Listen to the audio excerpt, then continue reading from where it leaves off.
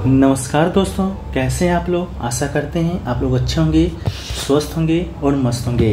तो जैसा कि फ्रेंड्स, आज है आपका 27 जून और 27 जून को आपका एसएससी फेज 11 का जो एग्ज़ाम था आपका 4th शिफ्ट का, वो दोस्तों आपका समाप्त हो गया है। ठीक है, तो आपका एग्ज़ाम था जो कि 4 शिफ्ट में था और 4th शिफ्ट का जो टाइमिंग था फ्रेंड्स, वो आपका 5:15 से लेकर आपका 6:15 तक था। ठीक है, बहुत सारे लोग कंफ्यूज हैं, तो आपको बता दें इसका टाइमिंग आपका 5:15 से 6:15 तक था। ठीक है, तो चलिए जीके जीएस के कुछ प्रश्न मिले स्टूडेंट के द्वारा, देख लेते हैं कि किस लेवल के प्रश्न हैं जो कि पूछे गए थे। ठीक है, तो चलिए वीडियो को स्टार्ट करते हैं फ्रेंड्स बिना किसी देरी के। ठीक है, तो देखिए सबसे जो पहला प्रश्न पूछा गया था आपका कि बाला सरस्वती का संबंध है जो कि किस नृत्य शैली से है। ठीक है, तो बाला सरस्वती जी की बात करेंगे तो इनका पूरा नाम टी बाला सरस्वती है और इनका जो संबंध है फ्रेंड्स वो आपका भरतनाट्यम शास्त्रीय नृत्य से है। तो आपका राइट आंसर भरतनाट्यम हो जाएगा। ठीक है, बात करें हम लोग भरतनाट्यम का, तो भरतनाट्यम आपका तमिलनाडु का शास्त्रीय नृत्य है। ठीक है, भारत के 8 शास्त्रीय नृत्य में आपका सबसे जो पुराना शास्त्रीय नृत्य है वो दोस्तों आपका कौन है, तो ये दोस्तों आपका भरतनाट्यम ही है। ठीक है, तो इसको भी आप है जो कि याद रखिएगा फ्रेंड्स। ठीक है, चलिए वीडियो में आगे बढ़े फ्रेंड्स। इससे पहले आपको बता टेक्स्ट बुक पर चल रहे अंतिम बजट सेल के बारे में। ये सेल दोस्तों आपका 27 जून से 30 जून तक दोस्तों आपका चलना है। इस सेल में जो आपका सबसे बड़ा जो बेनिफिट है वो दोस्तों आपका test book yearly pass pro पर है। इसका जो शुल्क है अब तक का सबसे न्यूनतम यानी कि 314 रुपये में आपको ये मिलने वाला है। साथ ही साथ अगर आप हमारा कूपन कोड यूज करते हैं APG तो आपको 10% का एक्स्ट्रा ऑफ मिलेगा। साथ में अगर आप ईयरली टेस्ट बुक पास ओनली लेते हैं तो ये भी मात्र आपको 269 रुपये में मिल जाएगा। ठीक है, तो जैसा कि आपको मालूम होगा जो टेस्ट बुक ईयरली जो पास प्रो है, ठीक है, पास प्रो है, उसमें दोस्तों आपका क्या होता है, तो आप जो मॉक जो देते हैं वो आप टेस्ट बुक के लिए पास में एक बार देते हैं, लेकिन पास प्रो में आप अनलिमिटेड बार दे सकते हैं। ठीक है, इसके अलावा प्रीवियस क्वेश्चन को भी डाउनलोड भी कर सकते हैं, उसको मॉक की तरह दे भी सकते हैं। ठीक है, तो यह आपका टेस्ट बुक पास प्रो है जो इसमें आपका सबसे ज़्यादा बेनिफिट्स है। ठीक है, तो डिस्क्रिप्शन में लिंक दिया गया है, आप लोग जाकर ज्वाइन हो सकते हैं। ठीक है, इसके अलावा टेस्ट बुक के ऊपर आपका 750 प्लस एग्जामों का जितने भारतवर्ष में एग्जाम होते हैं 70,000 प्लस मॉक टेस्ट जो कि शामिल किए गए हैं। पूरे भारतवर्ष का एग्जाम इसमें आपका शामिल किया गया है। तो जो भी एग्जाम का तैयारी कर रहे हैं उसके लिए आपका बेनिफिट होने वाला है। ठीक है, डिस्क्रिप्शन में लिंक है, कूपन कोड APG जरूर से जरूर यूज कीजिएगा ताकि आपको 10% का एक्स्ट्रा ऑफ में मिल सके। ठीक है, तो हम लोग आगे बढ़े फ्रेंड्स। तो आपको बता दें कि भारत में जैसा कि 8 शास्त्रीय नृत्य थे, तो भरतनाट्यम है। भरतनाट्यम किससे संबंधित है, तमिलनाडु से संबंधित है। तो तमिलनाडु के कुछ व्यक्तियों के नाम देखें तो जो कि संबंधित है, तो रुक्मणी अनुलित देवी हैं, A कृष्णा अय्यर है, मृणालिनी साराभाई हैं जो कि विक्रम साराभाई जी की पत्नी है। ठीक है, चलिए अगला जो प्रश्न है फ्रेंड्स वो हम लोग देख लेते हैं। आपका प्रश्न को देखने से पहले कथक जो नृत्य शैली है वो आपका उत्तर भारत, मुख्य रूप से आपका उत्तर प्रदेश संबंधित है। लेडी लीला सौकी, बिरजू महाराज, सितारा देवी, ये सभी आपका कथक से संबंधित है। ओडिसी की बात करेंगे तो उड़ीसा का शास्त्रीय नृत्य है। गुरु पंकज चरण दास, गुरु केलू चरण महापात्र, सोनल मानसिंह, ये सभी आपका ओडिशा से संबंधित है। इसके अलावा कुचिपुड़ी की बात करेंगे तो आंध्र प्रदेश से संबंधित आपका कुचिपुड़ी शास्त्रीय नृत्य है। बाला सरस्वती, रागिनी देवी, यामिनी कृष्णमूर्ति, ये सभी आपके कुचिपुड़ी से संबंधित है। ठीक है, इसके अलावा मणिपुरी नृत्य की बात करेंगे जो कि मणिपुर का है। राजा भागचंद्र, झावेरी बहनें, नैना, सुवर्णा, रजना और दर्शना, ये सभी जो बहनें हैं आपका मणिपुरी शास्त्रीय नृत्य से संबंधित है। मोहिनीअट्टम की बात करेंगे जो कि केरल का शास्त्रीय नृत्य है, जिससे आपके संबंधित है कल्याण कुट्टी, कल्याणी अम्मा कुट्टी, सुनंदा नायर, माधुरी अम्मा, BN मेनन, ये सभी आपके मोहिनीअट्टम से संबंधित है। सतरिया नृत्य की बात करेंगे तो ये आपका असम का शास्त्रीय नृत्य है और आपका इससे संबंधित जो एक प्रमुख व्यक्ति हैं वो दोस्तों आपका शंकर देव जी हैं। ठीक है, इसको भी आप याद रखिएगा, श्रीमंत शंकर देव इनका पूरा नाम है। कथकली की बात करेंगे जो कि केरल का शास्त्रीय नृत्य है। BN मेनन, मुकुंद राजा, गोपीनाथ, रीता गांगुली, ये सभी आपके कथक से संबंधित जो कि प्रमुख व्यक्ति हैं। ठीक है, चलिए वीडियो में आगे बढ़ते हैं फ्रेंड्स। इससे पहले आपको बता दें कि क्या क्वेश्चन पूछा गया था अगला कि निम्नलिखित में कौन फास्टिंग एंड फीस्टिंग पुस्तक के लेखक हैं। तो इस पुस्तक के जो लेखक हैं अनीता देसाई जी हैं। ठीक है, तो राइट आंसर आपका अनीता देसाई हो जाएंगे। फास्टिंग एंड फीस्टिंग भारतीय लेखिका अनीता देसाई जी के द्वारा लिखा गया एक उपन्यास है जिसे पहली बार वर्ष 1999 में ग्रेट ब्रिटेन में चंटो एवं विडस द्वारा प्रकाशित किया गया था। ठीक है, इसके अलावा 1999 में कथा साहित्य के लिए बुकर पुरस्कार के लिए भी नामित किया गया था। किसे? अनीता देसाई के, जो कि फास्टिंग एंड फीस्टिंग पुस्तक की लेखक हैं। ठीक है, अगला क्वेश्चन पूछा गया, सबसे ज्यादा साक्षरता दर वाला केंद्र शासित प्रदेश कौन है? ये सभी क्वेश्चन जो कि आपका बार बार हर शिफ्ट में रिपीट हो रहा है, तो लक्षद्वीप है जो कि आपका सबसे ज्यादा केंद्र शासित प्रदेश वाला क्या है, तो आपका है। ठीक है, साक्षरता दर वाला केंद्र शासित प्रदेश है। इसके अलावा भारत की साक्षरता दर की बात करेंगे तो आपका भारत का साक्षरता दर 0.4% है। इसके अलावा पुरुष की बात करेंगे यानी कि मेल की, तो मेल की साक्षरता दर आपका 82.14% है। उसके अलावा फीमेल की बात करेंगे तो फीमेल का जो साक्षरता दर है वो आपका 65.46% है। ठीक है, इसके अलावा सबसे ज़्यादा जो साक्षर राज्य है वो आपका कौन है, तो दोस्तों आपका केरल है, जहाँ पर साक्षरता दर आपका 93.91% है। ठीक है, और सबसे ज़्यादा केंद्र शासित प्रदेश वाला तो आपका लक्षद्वीप है। ठीक है, इसके अलावा केरल के बाद आपका राज्यों में बात करें तो मिजोरम आता है। ठीक है, इसके अलावा केंद्र शासित प्रदेश में लक्षद्वीप की साक्षरता दर सबसे अधिक है, जबकि आपका दादर नागर हवेली की साक्षरता दर है जो कि सबसे कम है। ठीक है, तो इसको भी आप है जो कि याद रखिएगा।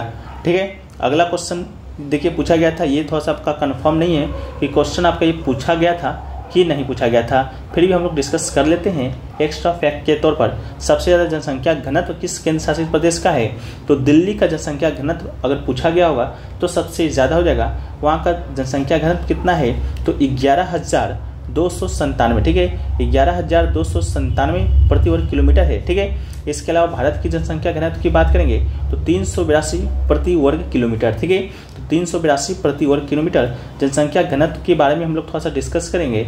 ये निकाला कैसे जाता है, तो मान लीजिए कि ये आपका 1 किलोमीटर का क्षेत्र है। ठीक है, मान लीजिए कि 1 किलोमीटर का ये क्या है, क्षेत्र है। ठीक है, तो इसमें दोस्तों आपका कितना लोग निवास करते हैं, मान लीजिए इसमें आपका 1 लोग, 2 लोग, 3 लोग, 4 लोग, 5 लोग, 6, 7, 8। ठीक है, मान लीजिए 1 किलोमीटर का क्षेत्र है, उसमें 8 लोग हैं जो कि निवास कर रहे हैं। ये जो 8 लोग जो निकल के आए, इस क्षेत्र का आपका जनसंख्या घनत्व हो जाएगा। ठीक है, उसी प्रकार से आपका जो दिल्ली है, जितना आपका दिल्ली फैला हुआ है उसमें आपका 11,297 लोग निवास करते हैं, तो दिल्ली का आपका जनसंख्या घनत्व आपका हो जाएगा। ठीक है, चलिए नेक्स्ट क्वेश्चन की ओर बढ़े हम लोग। नेक्स्ट क्वेश्चन आपका पूछा गया था कि राष्ट्रपति द्रौपदी मुर्मू ने 2022 में पोलियो मुक्त भारत का लक्ष्य है जो कि किस वर्ष तक रखा है, तो आपका 2025 तक रखा है। तो इसका आपका क्या हो जाएगा, राइट आंसर आपका हो जाएगा। ठीक है, 2025। ठीक है, अगला क्वेश्चन पूछा गया था कि प्रधानमंत्री स्वरोजगार योजना, ठीक है, प्रधानमंत्री स्वरोजगार योजना की राशि कितनी फिक्स की गई है। ऑप्शन में आपका 10 लाख, 15 लाख, 20 लाख, 25 लाख आपका ऐसे ऐसे करके ऑप्शन है जो कि दिया गया था। ठीक है, तो इसका जो राइट आंसर है आपका 10 लाख हो जाएगा। ठीक है, यहाँ पर देख भी सकते हैं प्रधानमंत्री रोजगार योजना के तहत लाभार्थियों को केंद्र सरकार के द्वारा 10 लाख रुपए तक का ऋण है जो कि बैंकों के जरिए प्रदान किया जाएगा। तो इसका राइट आंसर क्या हो जाएगा, आपका 10 लाख हो जाएगा फ्रेंड्स। ठीक है, चलिए नेक्स्ट क्वेश्चन की ओर बढ़ते हैं। पूछा गया था सतलज नदी है जो कि कहाँ से निकलता है। ठीक है, तो सतलज नदी ऑप्शन में आपका राक्षस ताल दिया गया था जो कि आपका बिल्कुल राइट आंसर हो जाएगा। ठीक है, राक्षस ताल दिया गया था जो कि आपका बिल्कुल राइट आंसर दिया गया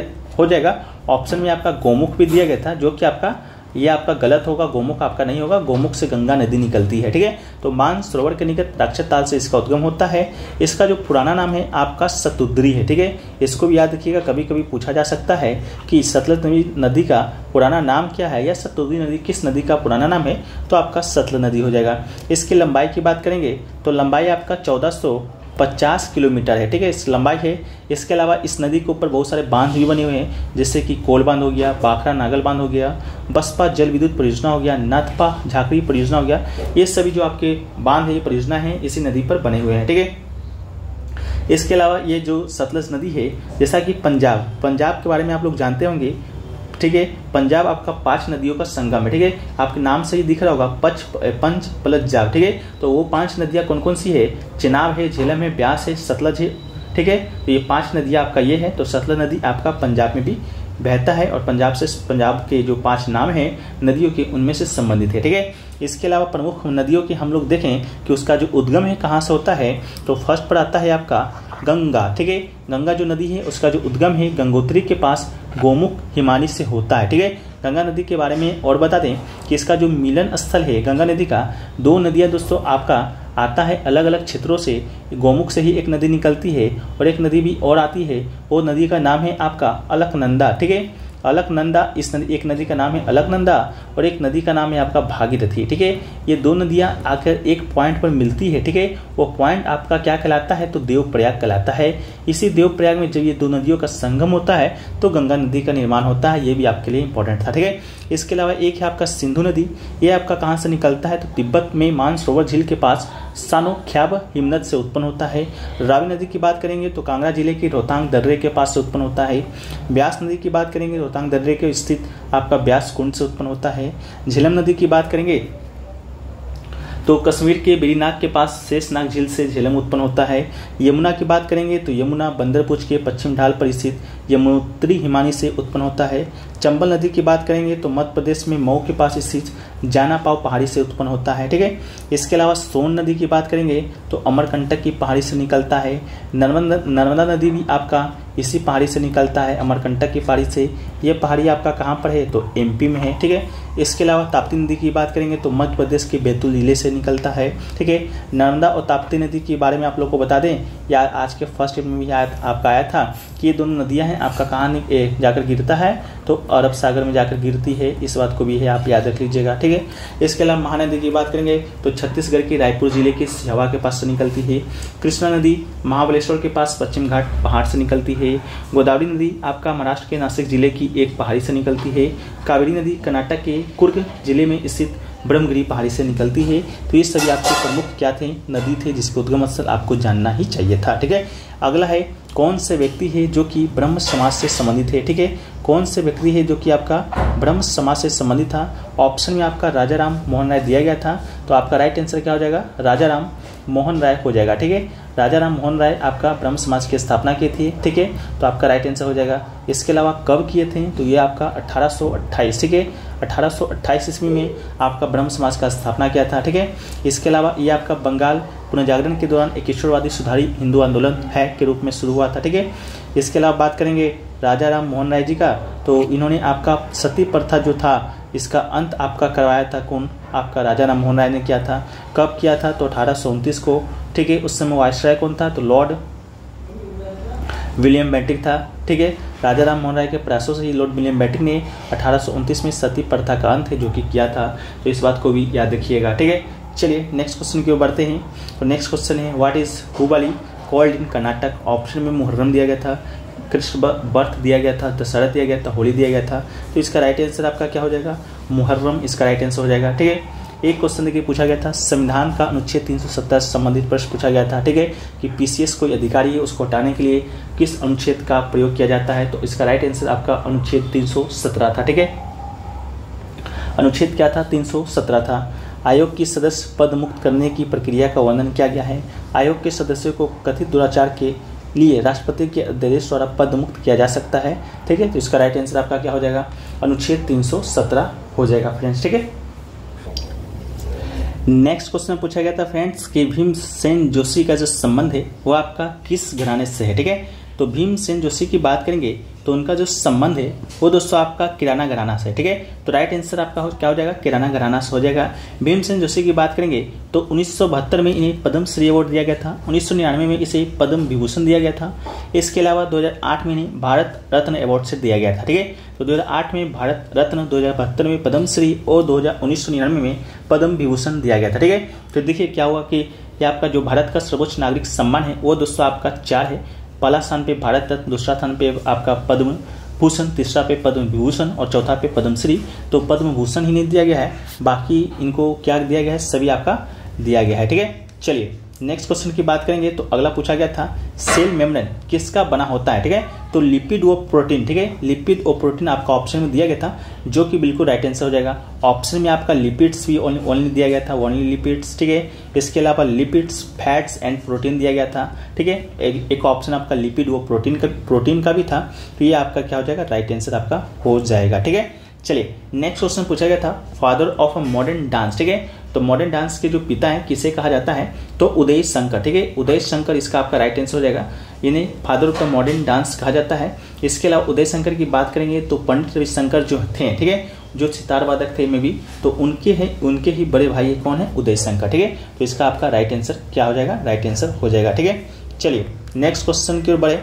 तो नेक्स्ट क्वेश्चन आपका दिया गया था कि 320 में 3000 रन बनाने वाले तीसरे खिलाड़ी कौन है, ठीक है। यानी कि शायद आपका मार्टिन गप्टिल का स्थान पूछा था। मार्टिन गप्टिल 3000 रन बनाने वाले कौन से नंबर के हैं, ठीक है। तो देखिए 3000 रन बनाने वाले दुनिया के जो बेहतरीन बल्लेबाजों में से हैं, पहले स्थान पे कौन है, हमारा किंग कोहली, विराट कोहली हैं, ठीक है। इसके अलावा मार्टिन गप्टिल का जो स्थान है वो आपका सेकंड है, जो कि आपका कहाँ का है, न्यूजीलैंड का खिलाड़ी है, ठीक है। इसके अलावा तीसरे स्थान पे आपका कौन है, तो हमारे रोहित शर्मा जी हैं, जो कि 3000 रन बनाने के मामले में तीसरे स्थान पर है, ठीक है। तो सबसे पहले आपका कौन है, विराट कोहली है, सेकंड पे आपका मार्टिन गप्टिल है, तो सेकंड इसका राइट आंसर आपका हो जाएगा, ठीक है। इसके अलावा आपका क्या हो जाएगा, रोहित शर्मा है, जो कि आपका क्या है, तीसरे स्थान पर है, ठीक है। तो ये दोस्तों आपका क्या किया गया था, पूछा गया था, ठीक है। एक क्वेश्चन देखिए पूछा गया था, क्वेश्चन का लैंग्वेज थोड़ा सा मिल नहीं पाया ठीक ढंग से, फिर भी पूछा गया था। बता देते हैं कि ए लॉन्ग, ठीक है, a long off Sands and gravels, ठीक है, a long Sands of gravels is called what, ठीक है। ये क्वेश्चन आपका क्या गया था, पूछा गया था। ऑप्शन दिया गया था इसकर, ठीक है, ऑप्शन में इसकर दिया गया था, दूसरा आपका डून दिया गया था, तीसरा आपका दिया गया था वो रोल दिया गया था, ठीक है। ये 3 ऑप्शन दिए गए थे, एक ऑप्शन और भी दिया गया था, ठीक है। तो इसका जो राइट आंसर है फ्रेंड्स आपका एस्कर, इसका राइट आंसर हो जाएगा, ठीक है। Esker also called as osar and esker is long winding ridge of stratified sand and gravel associated with former glacier, ठीक है। तो एस्कर इसका आपका राइट आंसर हो जाएगा, ठीक है। तो देखिए फ्रेंड्स अभी तक आपके इतना ही क्वेश्चन है जो कि मिल पाया है, ठीक है। बाकी के जो क्वेश्चन जो छूट गए हैं उसको हम लोग क्या करेंगे, पीडीएफ में आपको दे देंगे, ठीक है। पीडीएफ में दे देंगे। पीडीएफ आपको कहाँ मिलेगा, टेलीग्राम चैनल में मिलेगा, लिंक है डिस्क्रिप्शन में दिया गया है, तो आप लोग जाकर वहाँ से ज्वाइन हो जाएगा। और भी सारे क्वेश्चन जो भी छूट गए होंगे आपको ज़्यादा वहीं पर दे दीजिएगा विथ आंसर और एक्स्ट्रा फैक्ट के साथ, ठीक है। तो चलिए फ्रेंड्स मिलते हैं कल के फर्स्ट एड के वीडियो में, जब तक के लिए जय हिंद जय भारत, ठीक है।